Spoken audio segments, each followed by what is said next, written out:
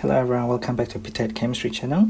I'm going to continue this section B topical MCQ on topic 6, which is to do with redox changes. So we need to work out oxidation numbers most of the time. So you got to be very strong and would have done quite a lot of practice with oxidation number, yeah? If I go straight for option 2, because they want to know which one is redox reactions. Well, I can tell you, if you have, I think I have to rewrite it, otherwise I'll run out of space up there. But of course, in the real deal, you can just do it on your own paper. But I'm going to elaborate things a little bit further here. So your hydrogen there is +1. That's your typical hydrogen halide. And from the name itself, hydrogen halide, should be able to work out that it's a bromide -1. This is a calcium +2, because group 2 when they form compound is +2, and you have Br -1. This is your typical ionic compound. This is phosphoric acid. So what you have is you have H plus because it's an acid. You have 3 of them. You have 3 times +1. So meaning this is your polyatomic because you have more than one atom. This is going to be 3 minus. This is your classic phosphate. This is not ITE, this is ATE. It's your very common O-level, GCSE or IGCSE polyatomic ions. You cannot get confused about them, yeah? -3 is the charge of the ion. You have 1 phosphorus, you have 4 oxygen, each of which is -2. So phosphorus is -3 plus 8. Phosphorus is +5 there, okay? You will have known this as the product, as the acid that you will get when you dissolve P4O10. Because P4O10 is phosphorus +5. Okay, when you dissolve P4O10 in water, this is the acid that you will get. Next one looks a bit complicated, but in reality it's just calcium 2 plus. Alright, so you have 1 of it. So what does that tell you? That tells you that you have that, which is, and you have 2 of them. Okay, you have 2 of them. So the fact that that is true, that means this must be -1. Because 2 plus times 1 is +2. Lowest common multiple say you have to balance the charge. If you have 2 of these, then it must be 2 times -1. If this is -2, then 2 times -2 is -4, but you only have 1 of the calcium 2 plus, okay? So now you have H2PO4 minus. You can either work out the oxidation number of the phosphorus by looking at the ions, or you can look at the whole thing, where the whole thing is 0. The calcium is +2. You have 2 of, and then bracket 2 of the hydrogen, 1 of the phosphorus, 4 of the oxygen. That will work as well. So 0 equal to +2, +2. +1 times 2 is +2. +2 minus 8. +2 minus 8 is -6. Is that correct? Yeah. +2 minus 8 is -6. You have phosphorus -6. So you have -2 equal to 2 times phosphorus -6. You have -1 equal to phosphorus -6. Phosphorus equal to +6 minus 1. Phosphorus is +5. Or I can be thinking about the ion. I mean, both method will work. And then you have phosphorus. You have 4 times -2. -1 equal to +2 minus 8. Again, is phosphorus -6. Phosphorus equal to +5. The idea here really is it works this way because you didn't take it out and consider the calcium. Okay, so that's why the overall is 0. Or I can do this correctly if I get the ions, meaning the charge of the ion correctly, and I'll get the same answer as well. Alright, you should know how to do both methods, and then you can decide which one would be more effective for your benefit. Yeah. I mean, this is phosphorus +5, this is phosphorus +5, this is bromine -1, bromine -1, calcium +2, calcium +2. There is no change in oxidation number at all. So this is not a redox. Therefore, only one must be correct. And I can tell you one is correct because you have Br -1, you have Br0, you have sulfur +4 in SO2. I'll leave that as a practice for you to do. This is sulfur +6. So you will learn more of this in group 17, bromine chemistry, because consulfuric acid is a stronger oxidizing agent than bromine. It can do this, but it will stop at sulfur +4, which is SO2. You should do it as a practice to get the sulfur +6 for this. You should do it as a practice to get sulfur +4 for this. Convince yourself there is a change in oxidation number, and therefore that is a redox reaction. The next one is also not a redox because this is silver plus 1, this is bromine minus 1, this is silver plus 1, this is calcium plus 2, and it is bromine minus 1, this is calcium plus 2. The reason why I don't go into the nitrate is because both of these is NO3 minus and NO3 minus, so there's no change in the nitrogen oxidation state at all. Alright, so number 3 is also not a redox reaction.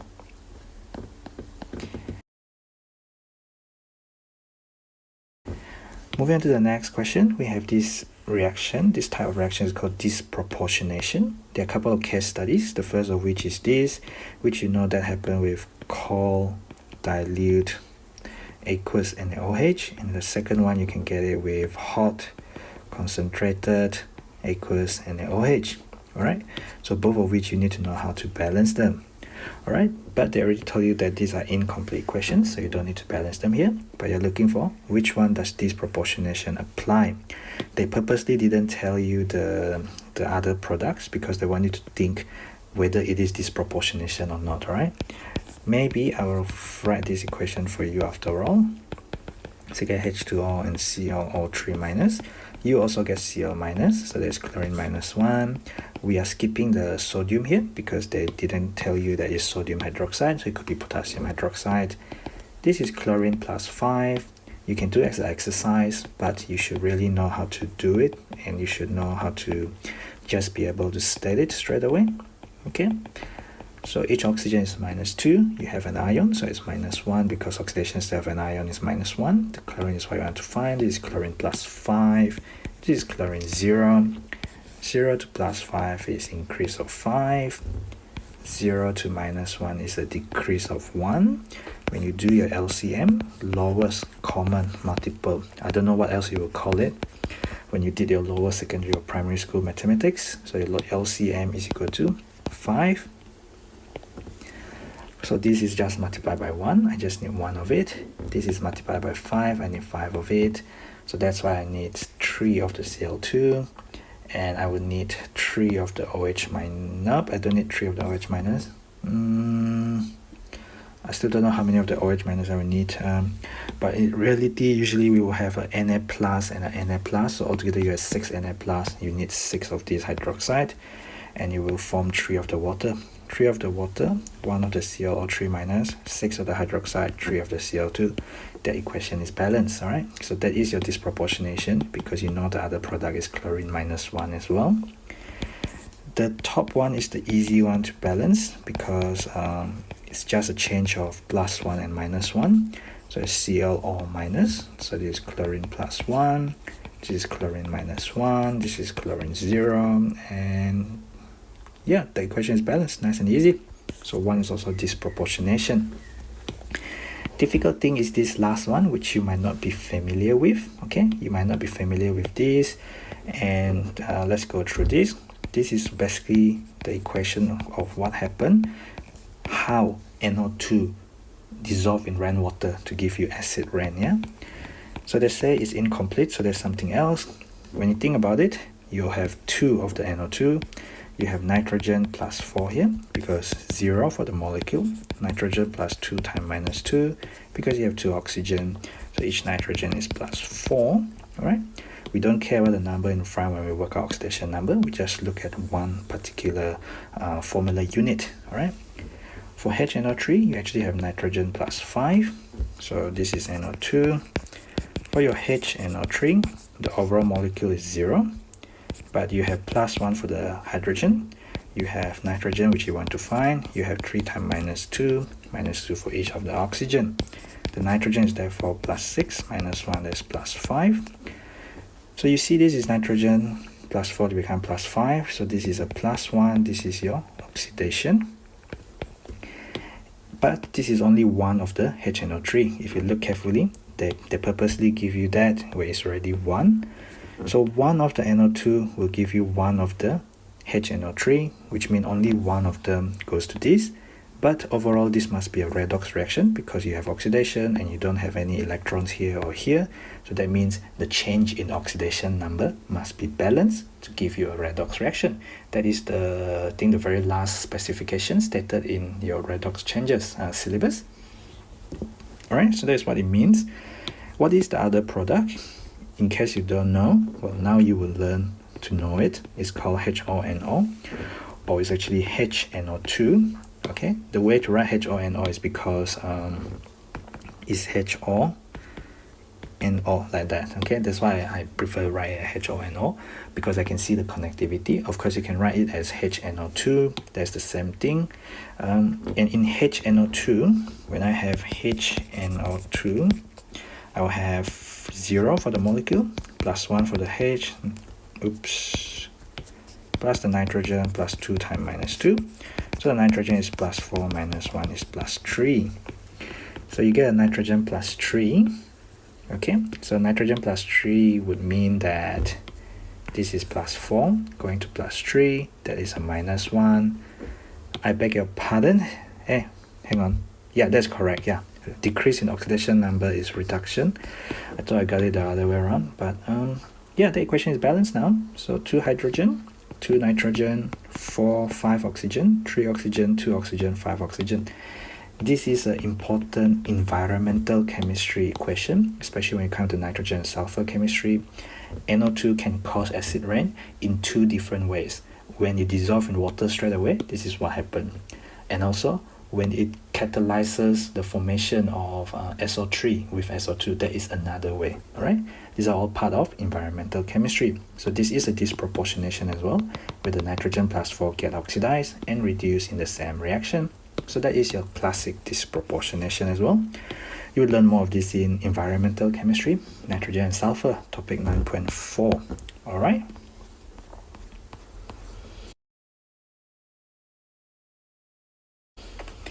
In this next question, so which statement about them are correct? Again, we are looking at reducing agent, an oxidizing agent and stuff. So this is to do with changes in oxidation number.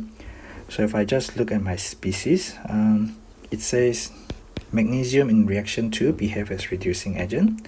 The question you should ask yourself is magnesium oxidized? A reducing agent reduces the other substance and itself is oxidized. So what happened in reaction 2? You have magnesium. The magnesium is an element, so it's 0. Now your magnesium form a compound. The group 2, when you form a compound, is magnesium plus 2 because it's Cl minus 1. So the magnesium increase in oxidation number. The magnesium is oxidized because it increased in oxidation number. So the magnesium is acting as a reducing agent. That is correct. Check number 1. The carbon behave as a reducing agent. A reducing agent is reduces the other substance and itself is oxidized. So check your carbon oxidation state. There is carbon as an element, is carbon 0.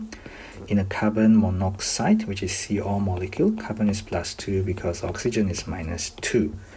And the overall compound, the sum of the oxidation state, based on how many you have. Okay, you have 1 carbon, you have 1 oxygen, plus 2 minus 2, overall no charge at all. Okay, overall oxidation state of the molecule is 0. So carbon increase in oxidation number from 0 to plus 2. So that is oxidation. Your carbon is oxidized. Your carbon behave as a reducing agent. Alright. Chlorine in reaction 1 behave as reducing agent. So again the same thing. Is the chlorine oxidized or reduced? You have Cl2. So that is your chlorine 0. And then you have zirconium tetrachloride. So the zirconium is a transition metal. Metal will have positive oxidation state. Cl is minus 1. So you go from chlorine 0 to chlorine minus 1 in the zirconium tetrachloride. This is in Cl2. So what happened then is the chlorine has undergone reduction. The chlorine has been reduced, so it cannot be a reducing agent. Okay, because itself has been reduced, itself has decreased in oxidation number, it cannot be a reducing agent. So this comes down to, do you know the definition of reducing agent? Do you know the definition of oxidizing agent? Okay.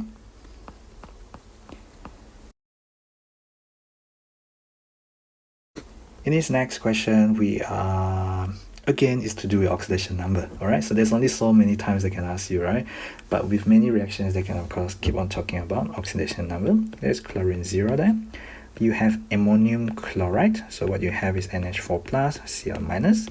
As with what I mentioned before, we don't care about the stoichiometry in front, not the 8, not the 3, not the 6. When we are talking about oxidation number, we just look at one formula unit.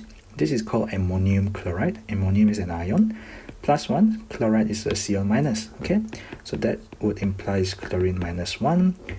So 0 to plus 1, I should probably draw better. So there's chlorine minus 1. So 0 to minus 1 is a decrease in oxidation number, so there's reduction. Each chlorine atom is reduced, that is correct. How about your nitrogen atom? So in NH3, so this contain nitrogen. On the right hand side, this contain nitrogen. You also contain nitrogen there, okay? So be very careful. They say each nitrogen atom, so you need to consider from here to here as well as from here to here, not just from here to here, yeah, because it said each of the nitrogen atom. What happened to it? The nitrogen in NH3 is what you want to find. You have 3 of the hydrogen, so 3 times plus 1. The overall molecule is no charge.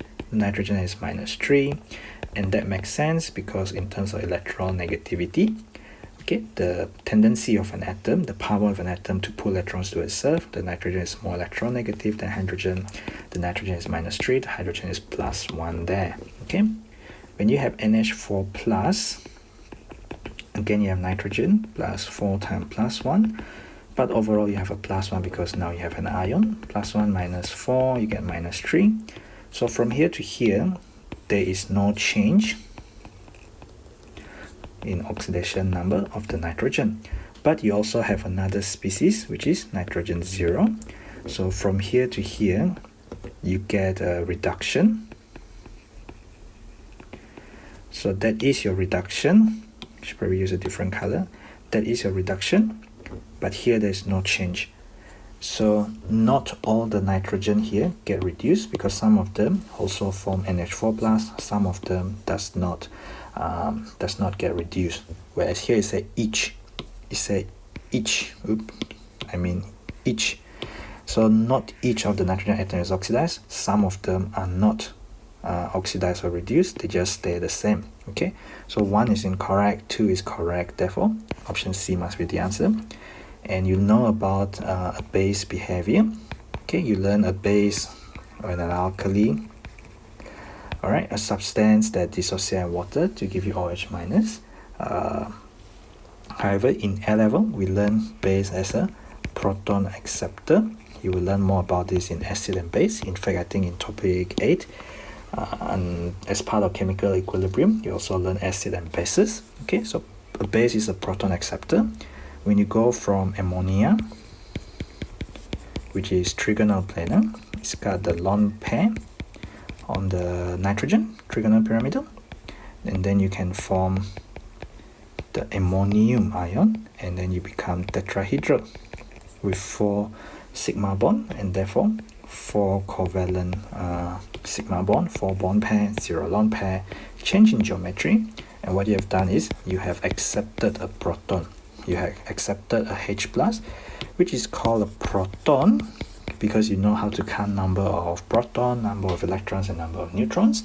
If this is hydrogen 1,1, it has no neutron, it has got 1 proton, and it has got no electron because it's plus 1. Alright, so it behaves as a base there.